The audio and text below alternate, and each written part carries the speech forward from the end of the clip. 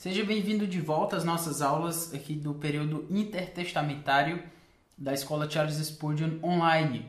Nessa nossa aula, aula 6, nós vamos concluir a parte histórica do nosso curso e então depois nós seguiremos a parte lá dos grupos religiosos e depois também da parte literária. Mas agora nós vamos falar ainda sobre o período romano, a sua segunda parte, em que nós iniciaremos do imperador Vespasiano até os sucessores de Herodes. Então é mais ou menos como se a gente fizesse um caminho que prosseguisse desde a partir de Nero, onde nós paramos na última aula, Vespasiano, então vários dos outros imperadores, e então é como se nós voltássemos novamente para nós lembrarmos um pouco sobre a história de Herodes, que era um governante ali da Judéia durante o período dos imperadores anteriores. Enfim, essa é a nossa aula 6, espero que você goste e que Deus nos abençoe. O período romano, ainda com relação aos imperadores, continua ali com Vespasiano, que teve a vigência do seu império de 69 até 79 depois de Cristo. Vespasiano foi alguém que estava envolvido em um cerco a Jerusalém quando os seus soldados o declararam imperador romano. Então ele estava em batalha e os seus soldados ali o declararam: você é o nosso imperador, diante da morte de Nero. Deixou os assuntos militares de Jerusalém nas mãos do seu filho Tito, isso é bem relevante, a gente vai mencionar depois isso aí, e prosseguiu para conquistar o Egito, certo? Então Tito foi o filho de Vespasiano, e ele durante essa época ficou ali na parte militar com relação a Jerusalém, e ele prosseguiu para conquistar o Egito, seguir na batalha. Ele tinha hábitos estritos e frugais, ou seja, ele era bem disciplinado, pôs ordem no caos que Nero havia causado no Império. Nero causou grandes problemas, virou uma bagunça o Império Romano, então precisava-se de um homem disciplinado, frugal, para que colocasse em ordem o Império. Vespasiano construiu o Coliseu, que é tão conhecido nosso, certo? E palco de muitas batalhas, de muitas batalhas de gladiadores, enfim. Ele morreu no ofício de imperador em 79 depois de Cristo e deixou a sua posição para Tito. Os eventos relevantes ao Novo Testamento Jerusalém é cercada e destruída por Tito. Tito veio a ser imperador, mas antes de ser imperador, durante o governo do seu próprio pai, ele dominou Jerusalém. Então Jerusalém foi cercada e foi destruída em 70 depois de Cristo. Além disso, Massada, nós vamos chegar a mencionar algo sobre Massada, mas só lembrando que a fortaleza de Massada caiu durante o período de Vespasiano entre 69 e 79, mais especificamente em 73 ou 74 depois de Cristo. Tito, o filho de Vespasiano, ele acabou sendo um imperador que durou pouco tempo, ficou entre 79 e 81 depois de Cristo. A sua principal ligação com o mundo bíblico ocorreu em 70, como nós já mencionamos, quando ele capturou e destruiu Jerusalém. Durante o seu reinado, ocorreu a destruição também lá de Pompeia e Herculano, quando o Monte Vesúvio entrou em erupção. Você deve lembrar lá de Pompeia, né? Aquelas duas cidades que foram destruídas pela erupção do Monte Vesúvio, daquele vulcão. Além disso, alguns eventos relevantes de Tito. Roma novamente sofre um incêndio em 80 depois de Cristo durante o seu governo. A dedicação do Coliseu. O Coliseu havia sido construído, mas ele foi dedicado durante o Império, durante o governo de Tito, e a dedicação do Arco de Tito em 81 depois de Cristo. Tudo isso ocorreu nessa época. O Arco de Tito é onde nós podemos encontrar essas molduras aqui na parede, né? Então nós vemos aqui são os soldados romanos levando a menorá. Isso quer dizer que isso aqui está se relacionando àquela destruição e captura de Jerusalém. Então eles estavam levando os artefatos do templo, mostrando quem era que mandava realmente naquela região. Um outro imperador foi Domiciano, que teve a vigência do seu governo entre 81 e 96. Então, depois da morte de Tito, o Senado entregou o poder ao seu irmão mais novo, no caso, Domiciano. Ele tentou levantar o nível moral da sociedade, restringindo as corrupções da vida romana e refreando a prostituição pública. A gente pode perceber, estudando um pouco Roma, que muitos dos motivos pelos quais Roma caiu foi a sua fraqueza moral. Então, quando um império, quando uma nação começa a ter um declínio moral, a gente vai perceber que também, obviamente, vai haver um declínio daquela sociedade e essa sociedade tende a se extinguir de uma certa forma. Então, com isso, ele acabou percebendo um pouco disso aí e tentou elevar o nível moral da sociedade. Ele era um governante autocrata, certo? Então tinha o poder, ele tentava forçadamente suprimir as religiões estrangeiras e manter a religião romana. No caso, foram construídos então templos dos velhos deuses, ele mandou construir esses templos, e algumas religiões estrangeiras foram suprimidas, especialmente as que eram proselitistas, ou seja, aquelas que buscavam prosélitos para si, novos seguidores, certo?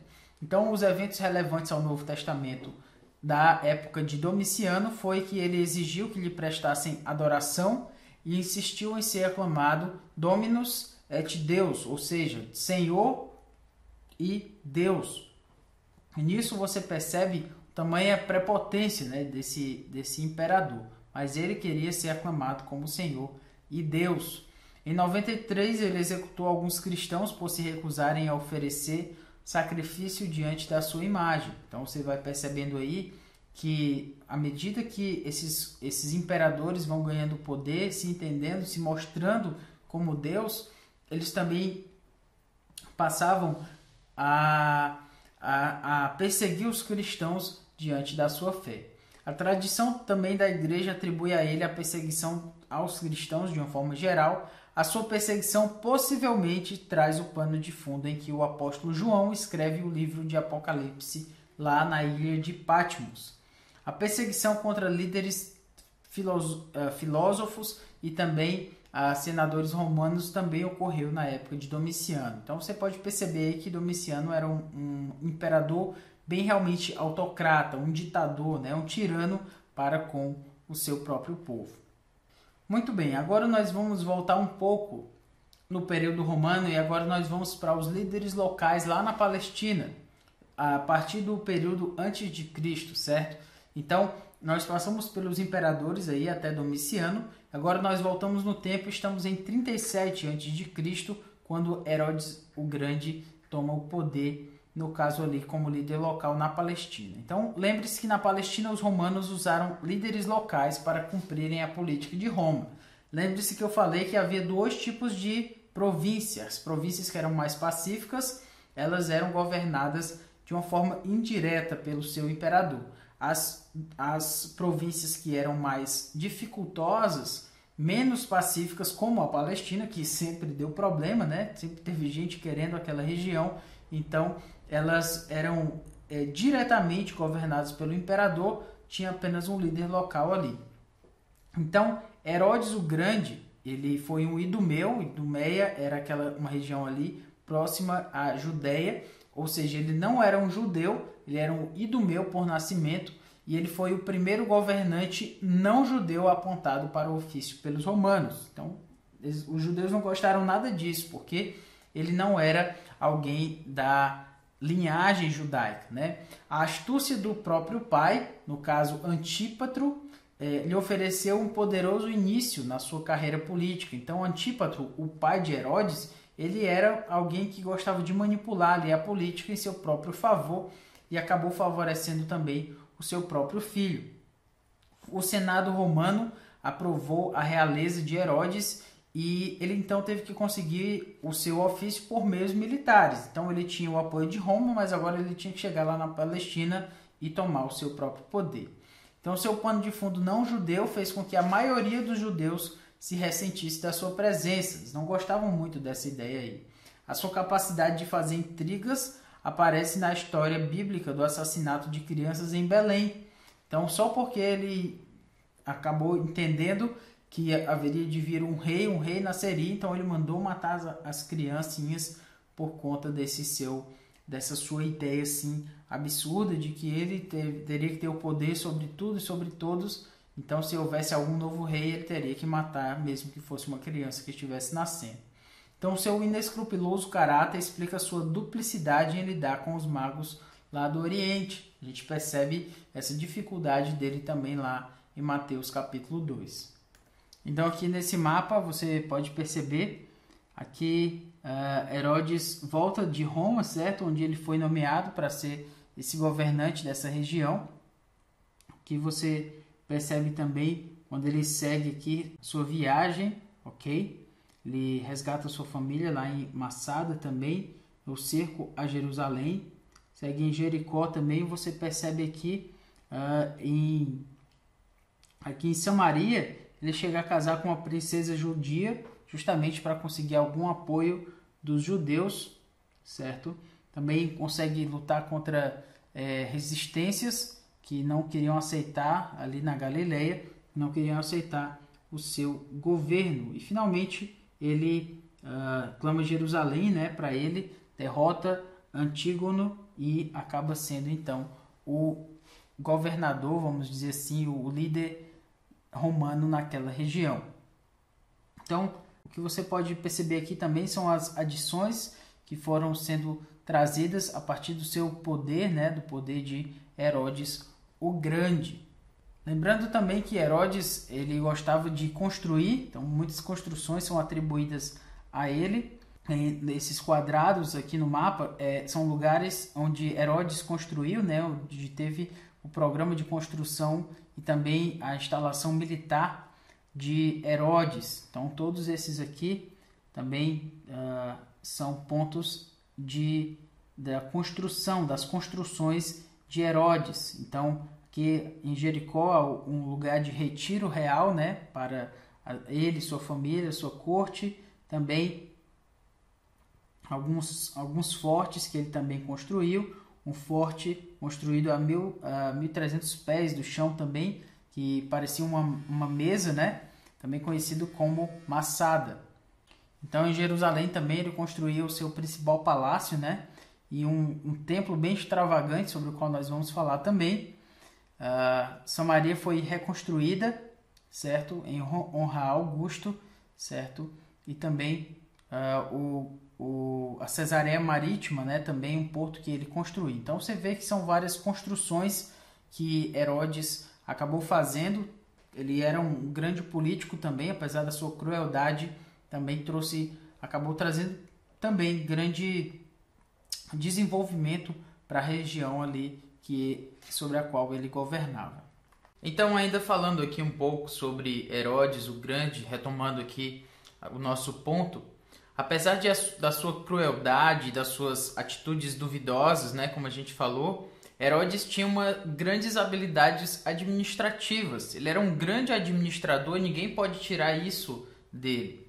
Então ele providenciou, por exemplo, grãos gratuitamente durante a fome e também roupas durante algumas calamidades. Então, como um estadista também, ele percebeu a importância de estar suprindo a necessidade das pessoas, mas obviamente porque ele também queria se colocar no poder. Então era uma espécie de atitude populista também ao mesmo tempo, mas um estadista que estava preocupado com o povo sobre o qual ele governava. Também ele realizou construções impressionantes, muitas delas conhecidas até hoje. Então ele foi responsável, por exemplo, uma dessas construções tão impressionantes, importantes que ele fez, foi o Templo de Jerusalém. Ele reformou o Templo de Jerusalém. Então ele foi redecorado com mármore, com ouro, com pérolas. Ele fez algo suntuoso e ele tornou-se conhecido por esse esplendor. Mas não imagine que ele fez isso, obviamente, porque ele queria, que ele era um judeu, e ele nem era um judeu, né? A gente falou que ele era um idumeu, mas nem porque ele era um judeu praticante ou algo semelhante assim, mas porque ele queria ganhar o apoio daqueles que davam tanto trabalho para ele como os judeus. Então, Herodes, outro exemplo do que ele fez foi também aumentar as defesas de Jerusalém, construindo ou reformando uma muralha robusta ao redor da cidade. Então, ele foi protegendo aquela cidade tão forte, tão vigorosa que era Jerusalém. Além disso, também ele erigiu uma nova cidade portuária, conhecida no Novo Testamento, a cidade de Cesareia. Também ele construiu um forte para si, um lugar onde ele poderia se proteger, o forte de Massada, naquele lugar assim alto em que ficava difícil para que os inimigos pudessem chegar até lá. Tem toda uma história sobre Massada, talvez a gente possa ter um tempo de falar sobre ela, mas enfim, esse era um forte que ele mesmo construiu para si, para sua família, e nisso tudo a gente percebe de como ele era um grande estrategista e um grande estadista, alguém que construiu grandes feitos para aquilo que ele chamava do seu, talvez a gente poderia até chamar de Império Herodiano, né? Mas enfim, o lugar que ele governava. Todos esses projetos foram garantidos pelos impostos coletados por aqueles que depois seriam chamados de publicanos. Então você pode lembrar aí dos publicanos, até mesmo Mateus no Novo Testamento, e quando se fala os fariseus e os publicanos e tal, os pecadores e os publicanos eram os coletores de impostos. Obviamente, obras como essa, como o templo, como o Forte de Massada, como até mesmo os lugares em Jericó que Herodes construiu para o seu retiro, os dutos que ele construiu também, a cidade portuária de Cesareia, tudo isso não veio de graça, assim, não veio do nada.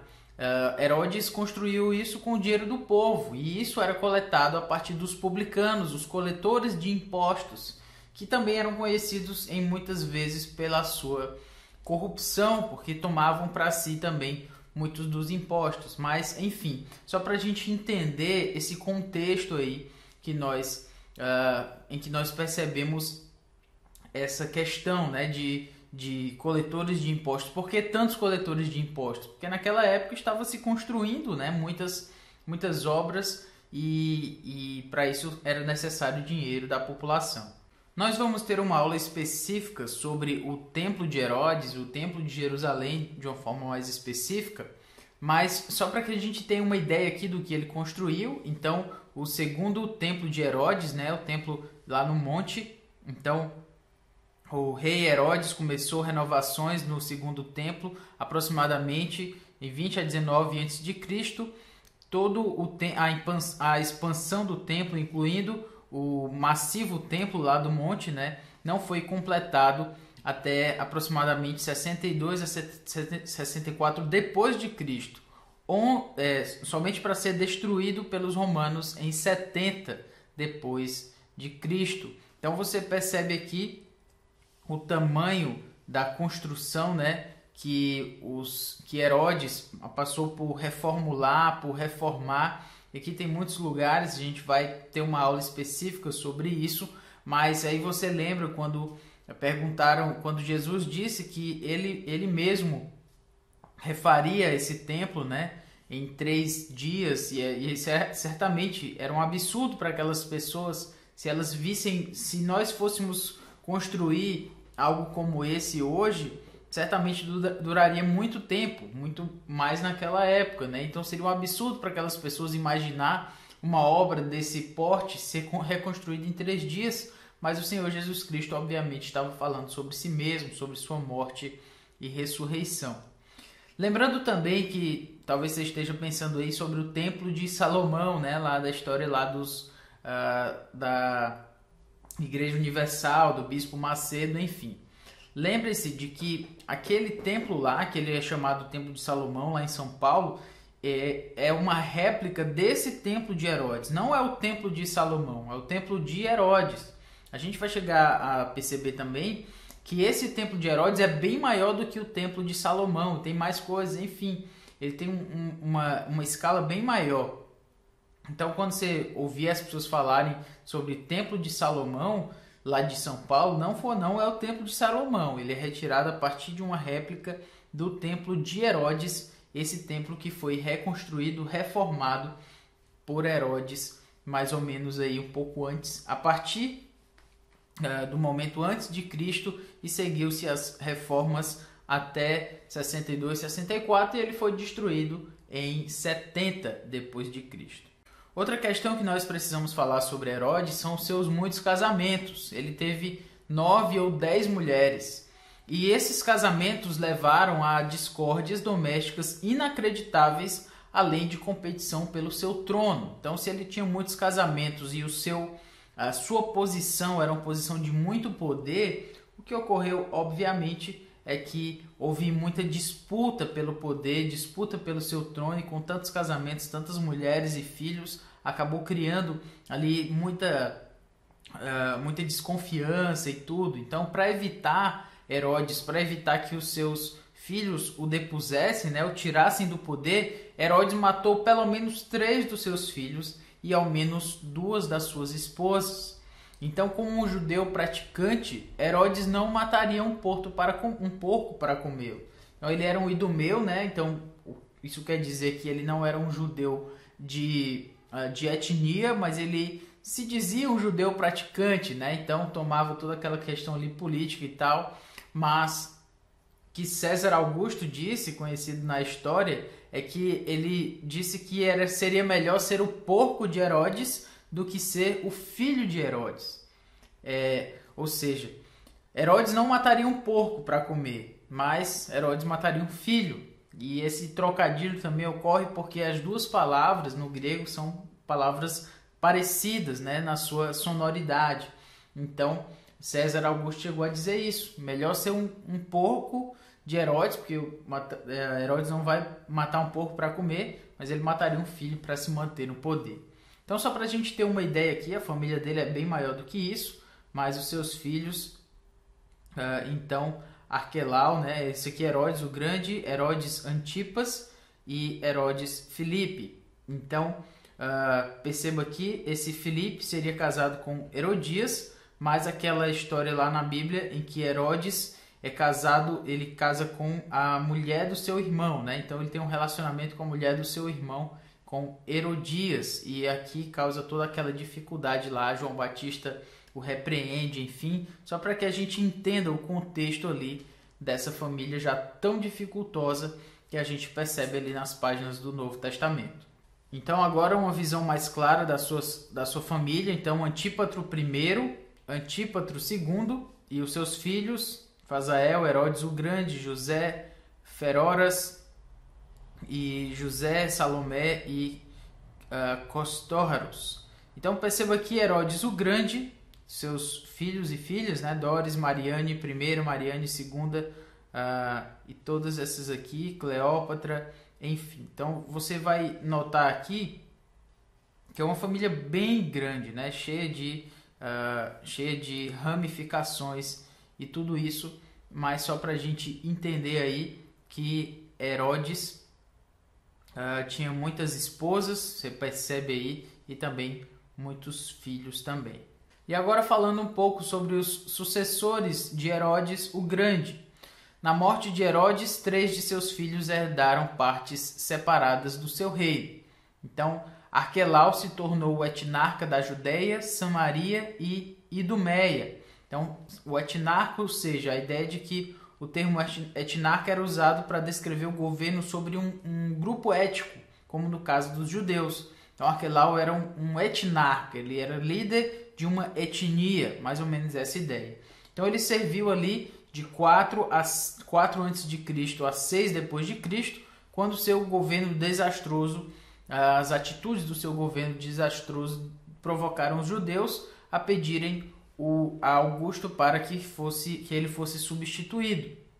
O seu reino sobre a Judéia levaram então José, Maria e Jesus a viverem na Galileia, ao invés de retornarem para a Judéia, justamente com medo das suas medidas desastrosas. Depois do banimento de Arquelau do trono da Judéia, os romanos passaram a governar a Judéia através de um procurador que respondia ao imperador romano. Então, já estava causando muita dificuldade aquela colônia, vamos dizer assim, romana. Então eles resolveram, não vamos mais ter alguém ali para cuidar, ali um etinarca, um tetrarca, seja lá o que for, nós vamos ter um procurador. Então o procurador era aquele que respondia diretamente ao imperador, e um exemplo disso foi Pôncio Pilatos, que era um dos procuradores dessa época. Então você tem aqui, para se ter uma ideia, qual era o raio de influência, né, dos seus filhos, né, da divisão do reino de Herodes, né? Então, para Antipas, o que está aqui em roxo, a Galileia, a Pérea, para Arquelau, tudo aquilo que nós falamos, Samaria, Judeia e Idumeia, para Salomé, esses pequenos espaços aqui, e a província da Síria, né, também tomou uma parte aí, a Fenícia e também Decápolis, como você está percebendo aqui. Então, isso você percebe assim que quando um grande estadista morria, muitas vezes ele não tinha alguém de porte suficiente para que pudesse substituí-lo. Então, meio que o seu governo se dividia entre outras pessoas para que pudesse continuar sendo administrável. E com isso você vai vendo aí que muito da região que antes estava sob o império ali, sob o domínio, quero dizer, de Herodes o Grande, passa para algumas outras pessoas, no caso, seus filhos. Também, falando de Herodes Antipas, ele foi designado tetrarca, como a gente viu anteriormente, uma designação geral para governadores subordinados da Galileia e da Pérea, e reinou de 4 a.C. até 39 d.C. João Batista, você lembra da história aí, que ele o repreendeu por se divorciar da esposa para casar com Herodias, a mulher de seu meio-irmão Filipe. Então, João Batista chega ali para ele e o repreende. Jesus, então, o rotulou de aquela raposa. Então, você percebe aí agora onde é que está toda essa história aí sobre qual Jesus fala. Jesus fala de uma raposa, que é esse Herodes Antipas. Jesus também foi julgado perante Herodes Antipas, lá em Lucas 23, 7 a 12. Então, esse mesmo Herodes aí, cuja mulher pediu a cabeça de João Batista. Outro descendente, né, sucessor de Herodes o Grande, foi Herodes Agripa I, neto de Herodes o Grande, e executou o apóstolo Tiago e aprisionou Pedro. Serviu também como rei sobre toda a Palestina, antes de sucumbir a uma morte trágica descrita lá em Atos capítulo 12, que ele foi comido de vermes. Herodes Agripa II, o bisneto de Herodes o Grande, tornou-se o tetrarca de Cálcis e de outros territórios menores, como a gente já falou. Então ele é importante por ser o Agripa, aquele Herodes Agripa diante de quem Paulo deu o seu dramático testemunho lá em Atos capítulo 26. Ali Paulo mostrou o seu testemunho do que tinha acontecido com ele, foi para esse Herodes Agripa II, bisneto de Herodes o Grande. Então, um quadro aqui que é importante nós passarmos por ele, você tê-lo de alguma forma, que resume um pouco dessa história aí de Herodes e os seus sucessores. Primeiro aqui, os governantes, Herodes I, ou Herodes o Grande, relação familiar, ele foi filho de Antípatro. A área de responsabilidade, ele era considerado o rei da Judéia. As datas do seu reinado de 37 a 4 a.C. e referências bíblicas aí você tem Mateus capítulo 2 e Lucas capítulo 1. Herodes Arquelau foi o filho mais velho de Herodes o Grande. Ele foi etnarca da Judéia, Samaria e Idumeia de 4 a.C. a 6 d.C. Mateus 2, versículo 22. Filipe, e é importante não confundir com Herodes Filipe, ele foi o filho de Herodes o Grande com Cleópatra de Jerusalém. Então, tetrarcas, a sua área de responsabilidade foi ser tetrarca dos territórios do norte e também do oeste da Mar da Galileia, de 4 a.C. a 34 d.C. Lá em Lucas capítulo 3, versículo 1, vemos o seu nome sendo mencionado.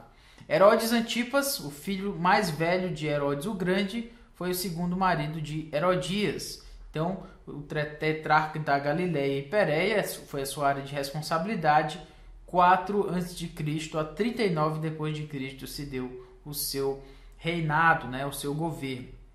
Então, Mateus capítulo 14, Marcos 6, Lucas 3, Lucas 13, Lucas 23 citam Herodes Antipas. Herodes Agripa I, neto de Herodes o Grande, ele era rei da Judéia no período de 37 a 44 depois de Cristo, é mencionado em Atos capítulo 12. Por último, Herodes Agripa II, bisneto de Herodes o Grande, foi tetrarca e rei de Cálcis, e as datas do seu reinado de 44 a 100 depois de Cristo, ele tornou-se rei especificamente em 48 depois de Cristo.